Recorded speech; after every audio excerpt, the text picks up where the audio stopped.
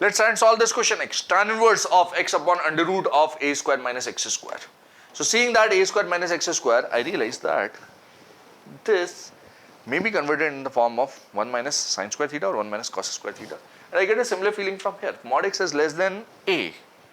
Oh, mod x is less than 1 implies we can substitute x as sine theta. But mod x less than a would imply that I have to substitute a as x as a sine theta maybe. Yes, that's what you'll be thinking.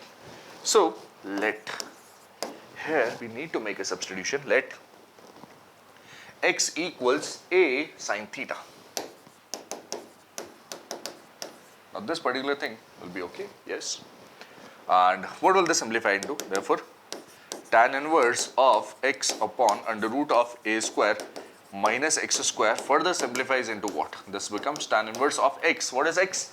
X is a sine theta over a square minus x square in the under root, which is a square minus x square, is a square minus a square sine square theta, and then there is an under root over here. There is an under root over here, yes. So let's take a square common from here. 1 minus sine square theta will be cos square theta. This becomes a square times cos square theta. Okay, so this becomes tan inverse times a sine theta over a square times cos square theta. Under root would imply a times cos theta can be taken over here, right? This is what you get.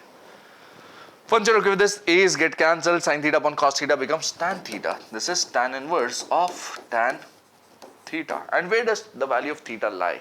Depending on that, we'll be able to define tan inverse tan theta as theta or something else.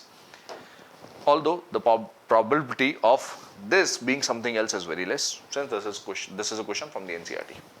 So the output will be actually theta only, but let's check the values of theta first. We began with this, or we can say that sine inverse x by a is equal to theta. This is what we began with. X by a, sine inverse is this theta, right?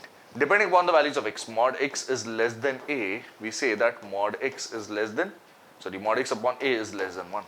X upon a, this is less than 1. Therefore, x upon a is less than 1 greater than minus 1. Using inequalities of mod, right? On the basis of this, I say that sine inverse x by a is less than sine inverse 1, which is pi by 2 greater than minus pi by 2.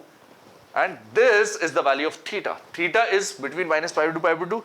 Therefore, tan inverse tan theta is simply theta, which is okay. Now, what is theta? Theta is sine inverse x by a. And yes, this is my simplest form of this complicated expression. Sine inverse x by a is the simplest form of this expression. That's the answer for this question.